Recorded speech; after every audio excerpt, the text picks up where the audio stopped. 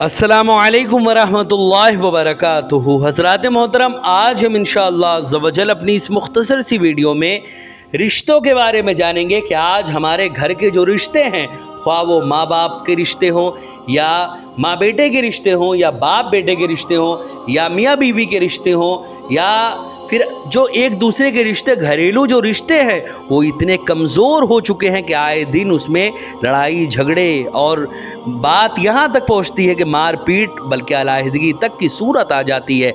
आखिर इसका हल क्या है और कैसे हम अपने रिश्ते को मजबूत बना सकते हैं, आज इन्हीं सब बातों के बारे में हम जानेंगे। वीडियो पसंद आए तो वीडियो को लाइक करें, शेयर करें और अगर हमारे मोहम्मदी चैनल पर नए आए हों तो इसे ज़रूर सब्सक्राइब करके बेल आइकन को भी ज़रूर दबाएं ताकि इस तरह की तमाम इन्फॉर्मेटिव वीडियोस आप तक ज़रूर पहुँचे।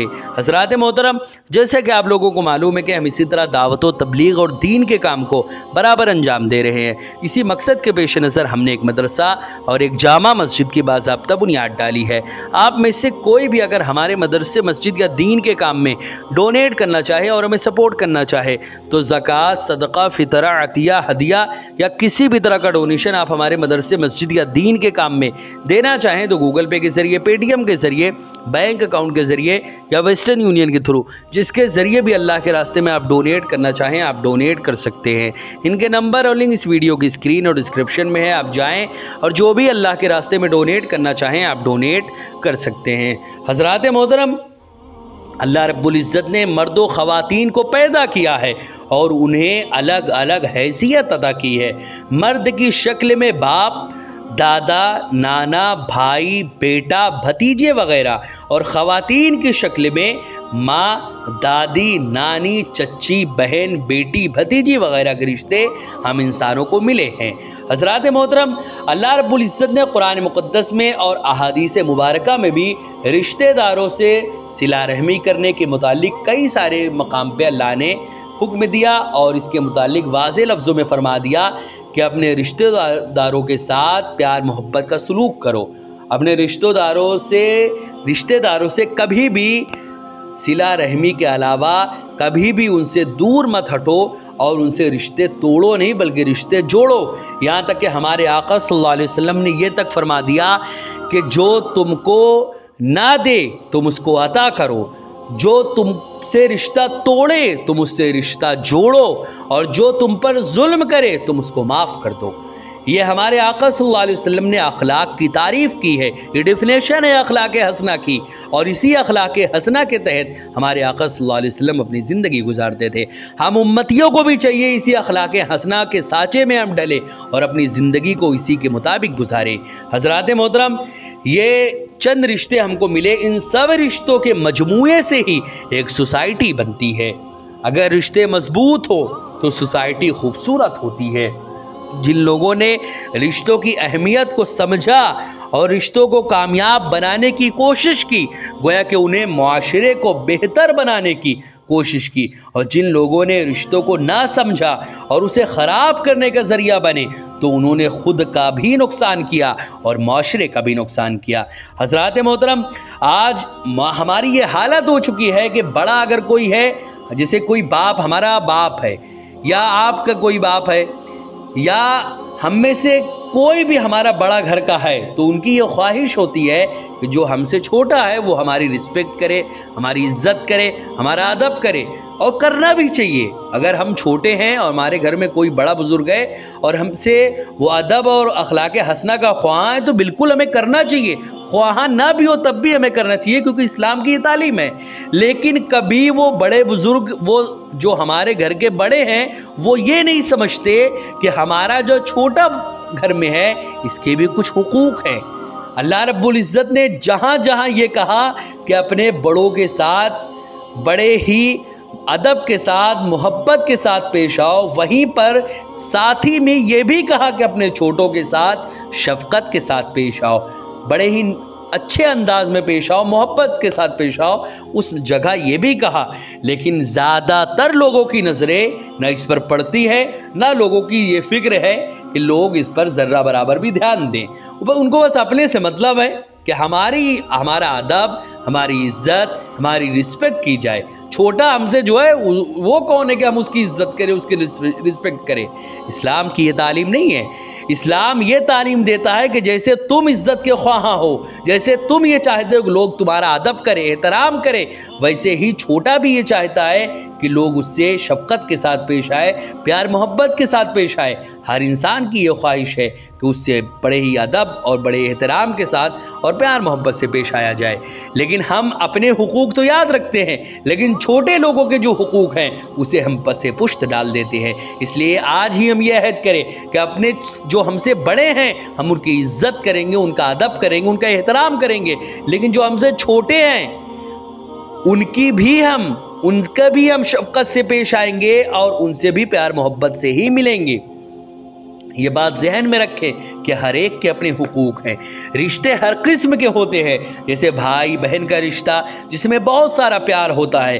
رشتوں میں ماں باپ کا رشتہ بہت اعلیٰ اور بلند مقام رکھتا ہے. ماں باپ کے بارے میں اولاد کے لیے یہ کہا گیا کہ ان کے قدموں کے نیچے جنت ہے. ماں باپ کے بارے میں یہ واضح لفظوں میں یہ فرمایا گیا. کئی سارے مقام پہ الگ الگ اس طرح کی باتیں کہی گئیں کہ ماں باپ کا آخر مقام کیا ہے. کسی مقام پہ کچھ کہا گیا تو کسی مقام پہ کچھ کہا گیا. کئی سارے مقام پہ الگ الگ فرمان اللہ رب العزت نے واضح طور پر قرآن مقدس میں بھی نازل فرمائے، اور حضور صلی اللہ علیہ وسلم نے احادیث نبویہ میں بھی ماں باپ کی فضیلت، ماں باپ کی اہمیت کے بارے میں کئی سارے مقام پہ فرمایا کہ آخر ماں باپ کی اہمیت کیا ہے.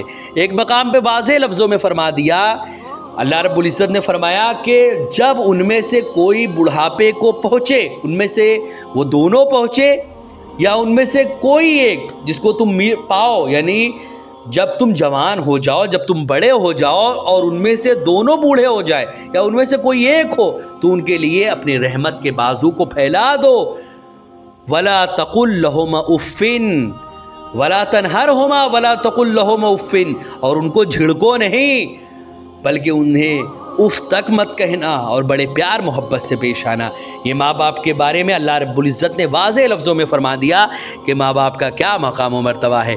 لیکن آج ہماری حالت یہ ہے کہ آج ہم اپنے ماں باپ کو، جنہوں نے ہمیں چلنا سکھایا ہے، جیسے ہی ہم اس لائق ہوتے ہیں کہ ہم کمانے لگتے ہیں، انہیں ہم اولڈ ایج ہوم جو ہے وہاں پہ چھوڑ دیتے ہیں. جا کر ان کو اس جگہوں پہ جا کر چھوڑ دیتے ہیں جنہوں نے اپنے خون پسینے سے گھر کو بنایا، اس کو سینچا اپنے خون سے، اس گھر سے نکال کر ان کو جا کر ایک ایسی جگہ چھوڑ دیتے ہیں جہاں پہ ان کا کوئی پرسان حال نہیں ہے، اپنا کوئی نہیں ہے. پرائے تو بہت ہیں وہاں پہ، لیکن کوئی اپنا وہاں نہیں ہے، نہ بیٹا ہے وہاں پہ، نہ ہی کوئی اور ہے وہاں پر. آج یہ حالت ہو چکی ہے. لیکن یہ بات ہمیشہ ہمیں ذہن میں رکھنی چاہیے کہ آج اگر ہم نے یہ کیا ہے، آج ہم نے یہ کانٹے بوئے ہیں، تو کل اس میں سے پھول نہیں نکلیں گے.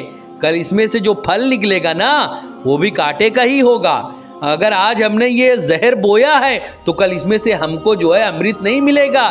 اس میں سے ہم کو ہمارے بچے کی صورت میں، ہمارا بچہ جو ہمارے ساتھ اس کا رویہ اختیار کرے گا، اس کا جو ہم نے یہ زہر بویا ہے وہ امرت ہمارا بچہ اسی کے رسپانس میں ہمارے ساتھ کرے گا. یہی کام کرے گا جو ہم نے آج اپنے ماں باپ کے ساتھ کیا ہے. حضرات محترم، اسی لیے ماں باپ کا احترام کریں، ماں باپ کی عزت کریں، کیونکہ ماں باپ زندگی میں صرف ایک بار ملتے ہیں. مال و دولت، شہرت، عزت یہ آپ زندگی بھر کمائیں، لیکن ماں باپ صرف زندگی میں ایک بار ملتے، اسی لیے ان کی قدر کریں. حضرات محترم، اسی طرح جو یہ کہا گیا کہ ماں باپ کے قدموں کے، یعنی ماں کے قدموں کے نیچے جنت ہے، یہ آخر کیوں کہا گیا؟ اس کا کیا مطلب ہے؟ بہت سارے لوگ اس لفظ کو استعمال کرتے ہیں لیکن اس کا مطلب نہیں سمجھتے کہ ماں کے قدموں کے نیچے جنت کا مطلب کیا ہے. کچھ لوگ یقیناً سمجھتے ہیں لیکن زیادہ تر لوگ نہیں سمجھ پاتے. ماں کے قدموں کے نیچے جنت کا مطلب یہ ہے کہ ماں کی خدمت کر کے، ماں کی فرما برداری کر کے، ماں کی دلوں میں خوشی ڈال کر، ماں کو خوش کر کے تم جنت کو حاصل کر سکتے ہو. اگر تم ماں کی خدمت کرو گے تو تم جنت کے حقدار بن جاؤ گے. یہ مطلب ہوتا ہے کہ ماں کے قدموں کے نیچے جنت ہے. اسی طرح باپ کا احترام کرنے کا حکم دیا گیا اور والدین کو اف تک کہنے سے منع کیا گیا. والدین اپنے بچوں کی اچھی پرورش کے ذمہ دار ہوتے ہیں، انہیں اچھا طور طریقہ سکھاتے ہیں تاکہ وہ بڑے ہو کر نیک اور شریف انسان بنے، خود کے لیے بہتر ہو اور دوسروں کے لیے بھی رحمت بن جائیں۔ رشتوں کی شکل میں شوہر بیوی کا رشتہ بھی بہت اہم اور پاکیزہ ہوتا ہے، جو ایک دوسرے کے سکھ دکھ میں ساتھ دیتے ہیں۔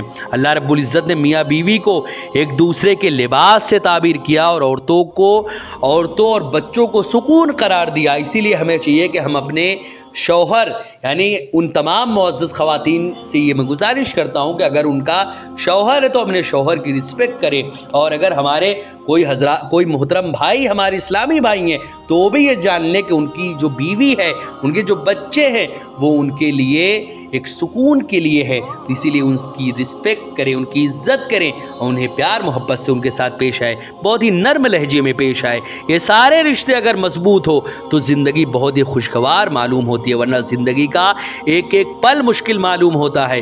رشتوں کو بہتر بنانے کے لیے ہمیں نیک بیویوں کے واقعات اور ان کی زندگی کو جاننا بہت ضروری ہے۔ حضرت خدیجہ رضی اللہ تعالیٰ عنہ نے اپنے شوہر سے محبت و ہمدردی اور دلجوئی کا جو سلوک پیش کیا، اس کی مثال کہیں نہیں مل سکتی۔